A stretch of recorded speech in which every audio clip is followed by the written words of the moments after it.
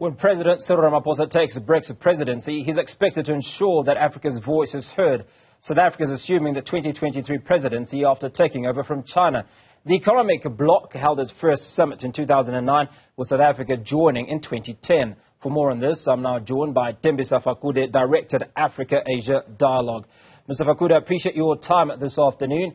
South Africa, 12 years in a member of the bloc of BRICS. What has it achieved in that time? Well, it has achieved the prestige of association, and we know that South Africans are also playing a role in the new development bank, which was formerly known as the BRICS Development Bank. But other than that, really nothing much has happened, at least to some of us who are observing this membership closely. We haven't seen much happening except the prestige of being part of this bloc. And South Africa also played a role in 2018 when it chaired the BRICS for the first time, and this is the second time it's doing so. So we'll have to see this time around what's going to happen. You know, the other thing, of course, many people are saying is that at least BRICS provided a platform through which the presidents or leaders of South Africa can rub shoulders with the most powerful, some of the most powerful nations on earth, or nations that have got largest demographics, including India, Brazil, and Russia. So, other than that, there isn't anything substantive that we can report back on. So it really is much ado about nothing if you think about it, certainly in the context of what you've said, that there are no real tangibles for us to talk about. But let's talk about President Cyril Ramaphosa's role as South Africa takes over the chairmanship for the next 12 months, I believe. What is he expected to do, not just for South Africa, but for the continent as a whole?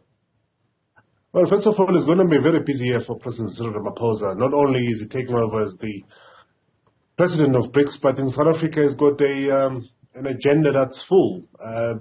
2024 is around the corner, and 2023 is basically the beginning of campaigning for the presidents of the country, which is going to be hotly contested. He's got the responsibility of unifying the country after the divisive conference in December.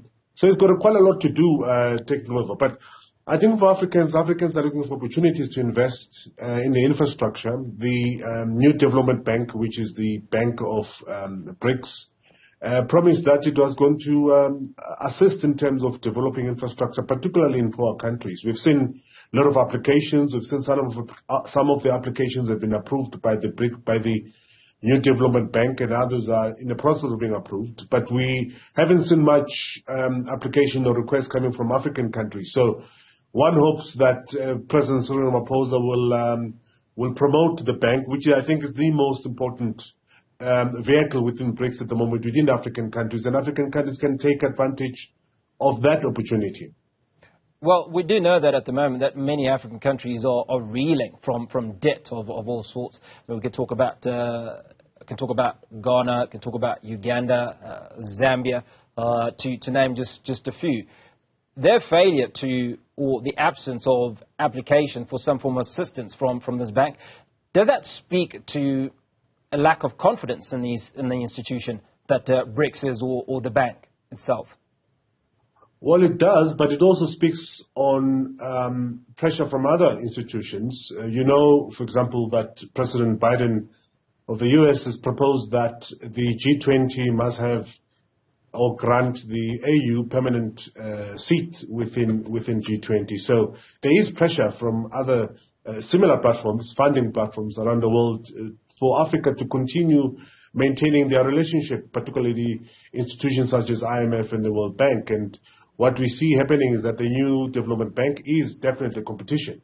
So there's that part of, one will argue, lack of confidence, but at the same time, there's another part which is a pressure or the unwillingness by African countries not to offend their traditional allies when it comes to funding. Now, the BRICS is made up of 5 countries: Brazil, Russia, India, China, and South Africa, the most recent member. There are a number of other countries that are looking to join this bloc. Your comments on that?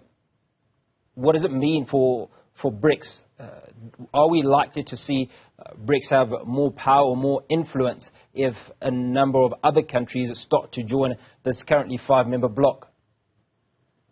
Well, I think the many the merrier, and the many the more political and economic opportunities. But my only concern, of course, is that if you look at the majority of these countries that are planning to apply for membership in BRICS, you're talking countries such as Saudi Arabia, Iran, Egypt. I mean, these are countries with a very checkered human rights past or history. So it will be quite difficult for Cyril Ramaphosa, a proponent of democracy, human rights, etc., to be accepting these people who are still accused of violating human rights. Iran, we know, for example, at the moment, those ongoing protests, and have gone on to sentence some of the protesters to death. In fact, they've executed some of them. Saudi Arabia killed and chopped into pieces Jamal Khashoggi in 2018 in Istanbul. So these are countries that are not really known for their human rights record. So, yeah, they are going to join BRICS, but BRICS is going to be rapidly becoming one of those institutions that actually consist of countries that are not very, open to human rights and promotion of basic rights of individuals. Well, is BRICS not a financial institution? Is it not about developing countries that are working together, as opposed to them looking at human rights records or other issues? Well, two things. First, you can't avoid to be an international platform, whether you present yourself as a financial facilitating platform or not, to avoid being accused of promotion of basic human rights. And BRICS, it started as an economic platform, as we all know, but it has shifted or graduated into a socio-political and economic platform. So it's no longer just an economic promotion platform. It's now embraces a political agenda as well. Hence, the excitement by some within BRICS that you've got these countries coming in. It's not because these countries are rich and have got, of course, except for countries like Saudi Arabia, but the majority of these countries are not necessarily financial powerhouse from where they come from. Most of them bring in a political muscle that will influence certain decisions within BRICS. And finally, when we look at the relevance of BRICS, a statement from President Cyril Ramaphosa says, when we chair BRICS this year, having taken over from China, we're going to be advancing the African agenda. And when we hold BRICS, we're going to invite various African countries to come to be part of the outreach of BRICS. Now, a statement like that would hopefully carry a lot of weight. But 12 months ago, we were talking about COVID-19, the production of COVID vaccines. China and India, who are huge manufacturers of COVID-19 vaccines, did very little to support the rest of Africa, or certainly could have done a lot more to support Africa.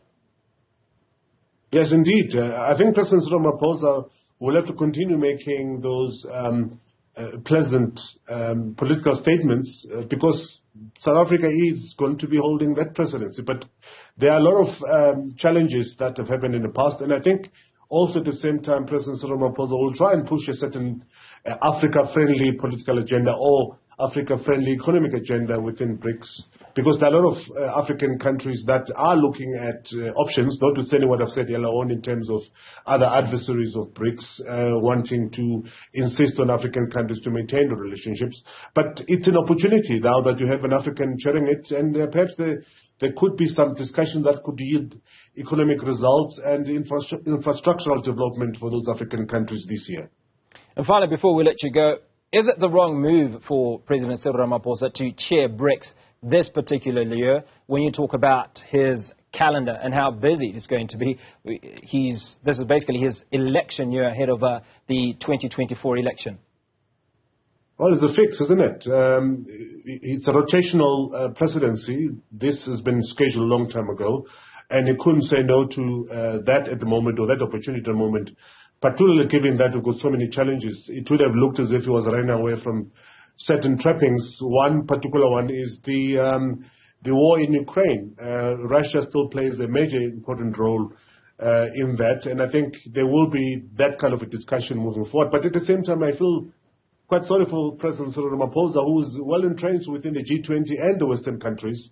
and it continues to be well received in that part of the world. But for the rest of this year, you will have to continually speak and try and rub shoulders with Vladimir Putin. And in that regard, I feel quite sorry for him. Ndewzroom Afrika, appreciate your time this afternoon, Director at Africa-Asia Dialogue. That conversation around President Cyril Ramaphosa taking advantage of the BRICS chair this year and set to push the Africa agenda.